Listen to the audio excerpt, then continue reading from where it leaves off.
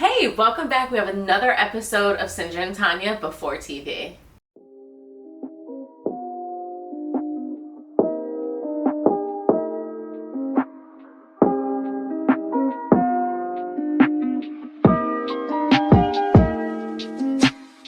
So we met for lunch with this couple to check each other out, make sure, we're both relatively normal, and we clicked. It was a great lunch, and they decided to let us stay at their house for 2 weeks while they were gone, and even to rent us their bike for a very, very cheap price. And so the next day we went.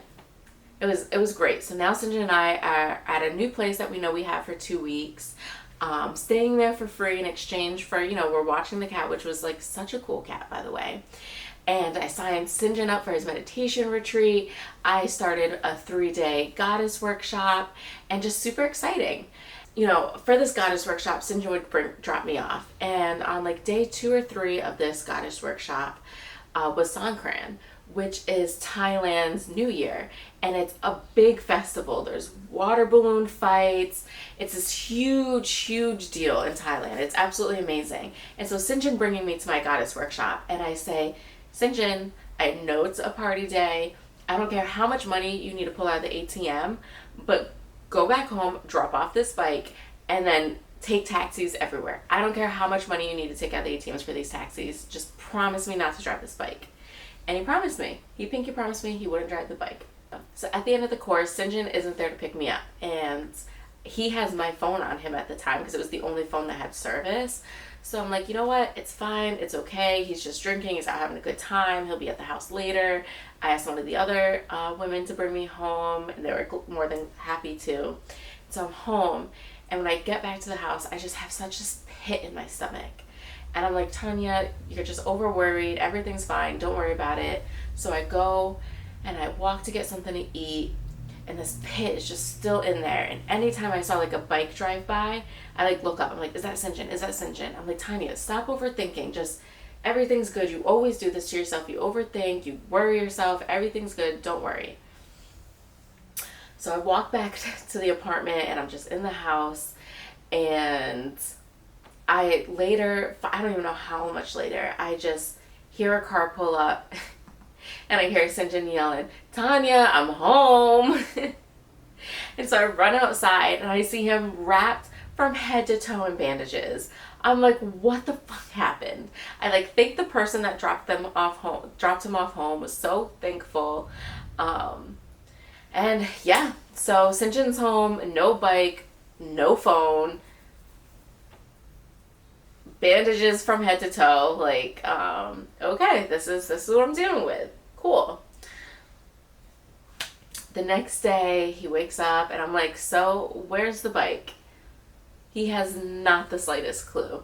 He is telling me that he remembers walking to a 7-Eleven, and that's kind of it. And we know the 7-Eleven. We'd go to it all the time because our favorite soup spot was actually by the 7-Eleven. So kind of like, okay.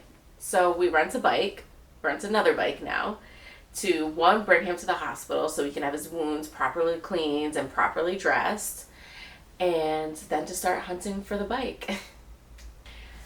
We go on this part of the island that he remembers being at.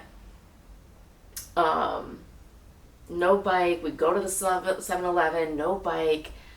And we're doing this all day, maybe side roads, all on this one side of the island. And I bring up to him, I'm like, Sinjin, I think you might have actually been on your way to your favorite restaurant on this whole other side of the island. He was like, no. I know I walked to the 7-Eleven. I know the bike's not over there. I know I crashed by the 7-Eleven. It has to be over there. I'm like, okay. So day 2, here we are, searching for the bike again. Not anywhere by the 7-Eleven, not anywhere by where he was partying, nowhere.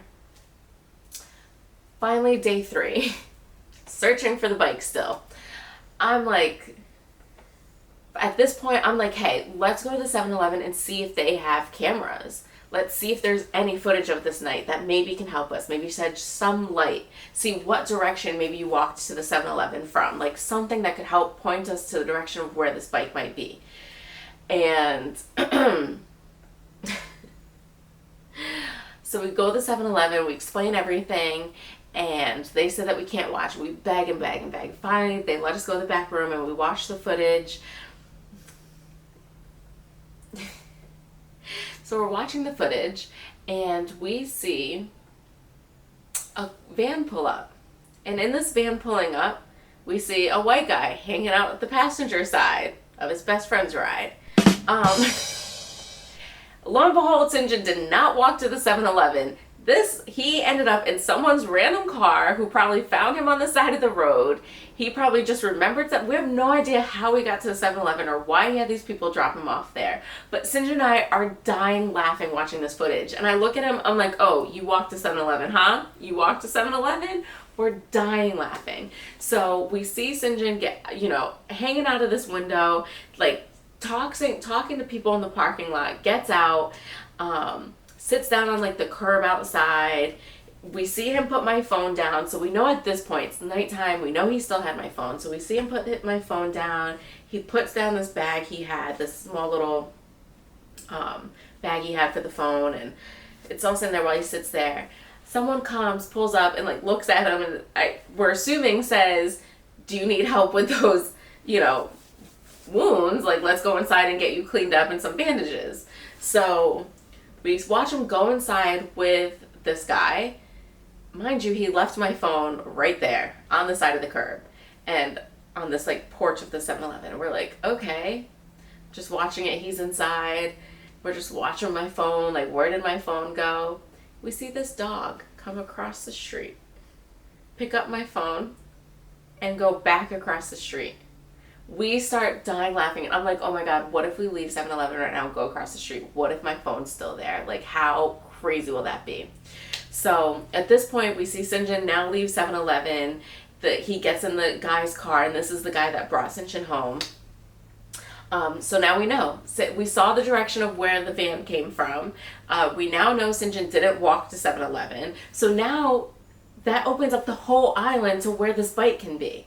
And I'm like, Syngin, we're going outside. We're going across the street to see if my phone's there. And then we're going to the side of the island where your favorite restaurant is to look for the bike. Like, I'm over. You've told me no 100 times. I've listened to you. Now we're listening to me. Go across the street. My phone is just there in the middle of the grass. Thankfully, still intact, had the smallest little crack at the corner, like where the dog probably picked it up. And that was it. Like, how crazy is this? Like, my phone's been missing for days. No human, no nothing took it. A dog took it. Thankfully, didn't bury it. So we have the phone. I'm like, okay, this is good. We're gonna find the bike. This is great. So we hop on our rental bike. We drive towards the restaurant that I told him I knew he'd be trying to go to. And what do we find? We find the bike right around the corner by the restaurant. The thing is that corner is huge and full of sand. So he must have probably been driving and must have skidded. And that's why he had sand, and gravel and everything all in his bandages. So yes, we have the bike. We have the phone. It's all right. It's all right.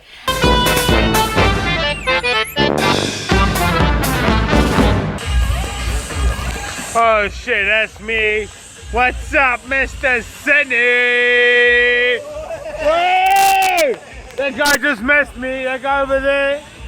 He missed. It's me having a fucking blast. My hair's fucking wet. Everything's just fucking good. Free Chang all the way up. Tanya, I can only think about you, but yeah. Fucking having a ball of a blast, Owens. Happy New Year!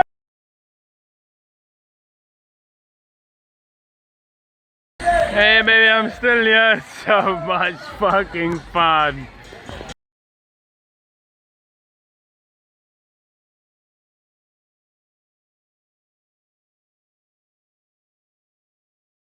I am now mad again. You promised not to drink and drive. You promised not to take that bike out. You promised.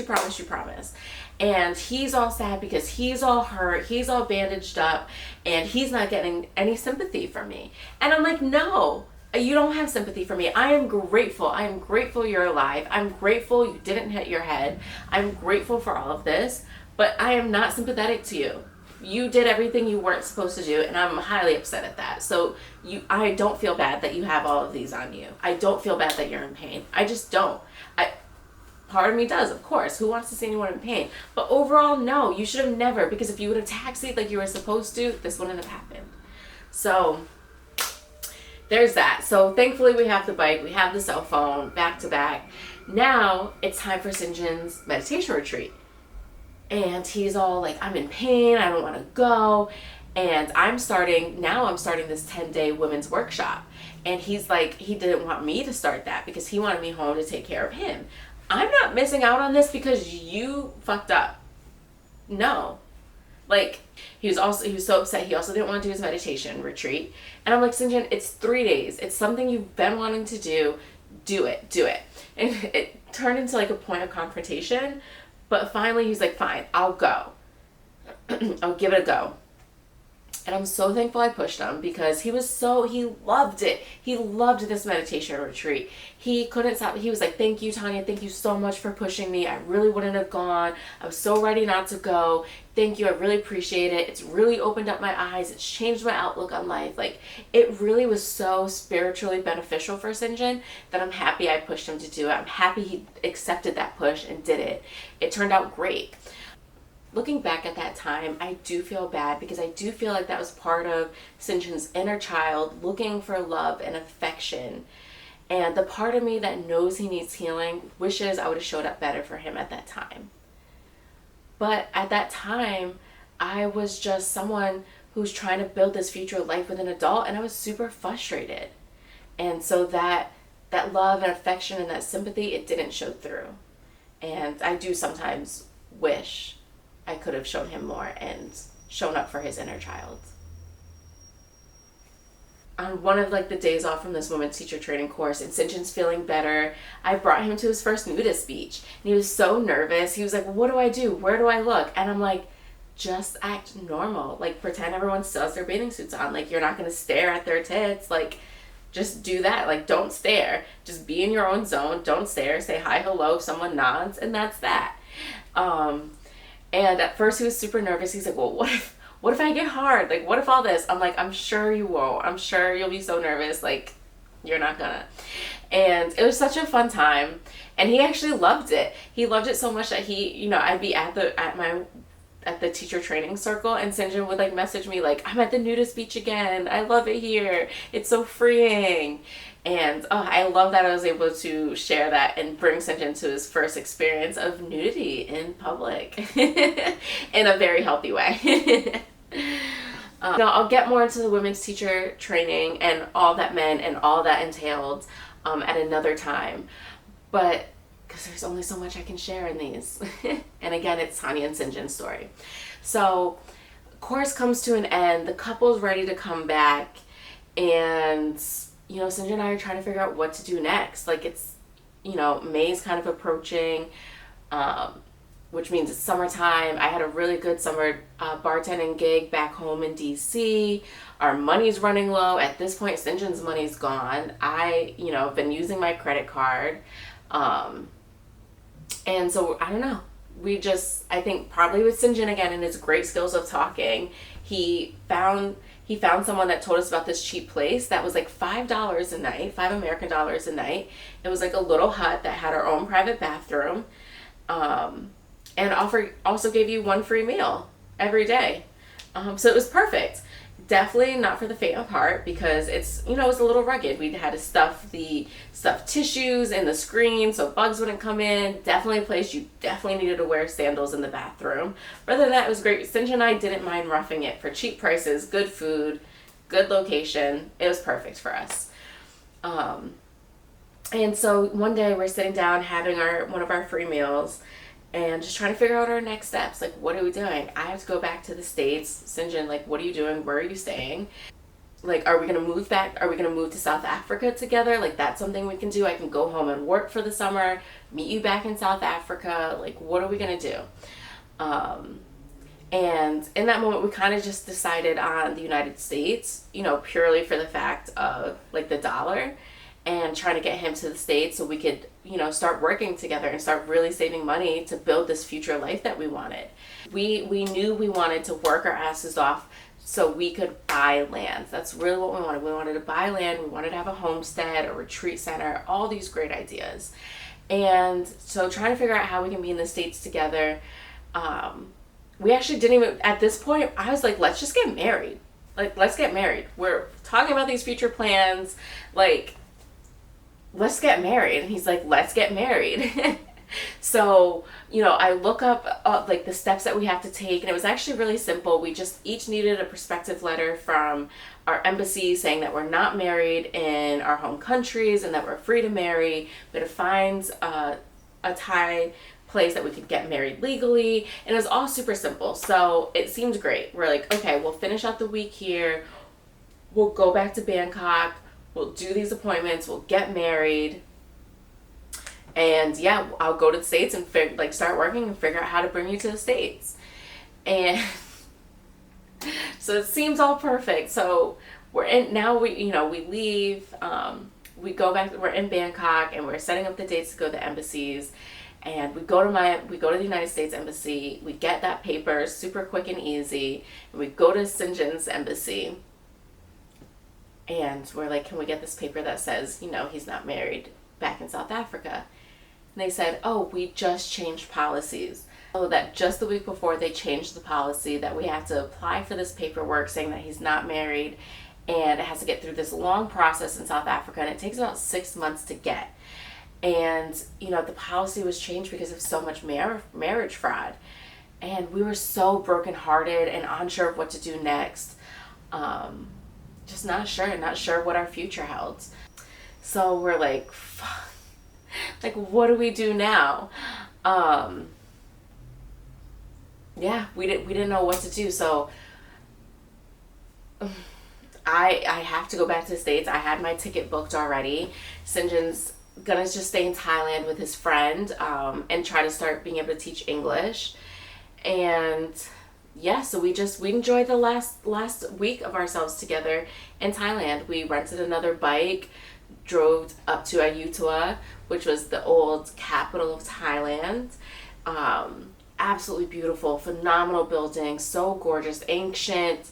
Found these beautiful waterfalls that had huge fish in them. Very tourist popular spot, but absolutely beautiful. And we just really enjoyed our last week together. And yeah, that was that. It was time for me to go home. Syngin staying in Thailand with his friend. So we pack up. Syngin brings me to the airport. We make noises where people think we're dying. That's how bad we were crying, because we just didn't know our next steps. We didn't know when we'd be seeing each other again. Who knows? All right, thank you so much for watching part 1 and part 2 of our Thailand edition, Tania and Syngin before TV. Make sure you stay subscribed, because next week's episode is going to be about dating long distance.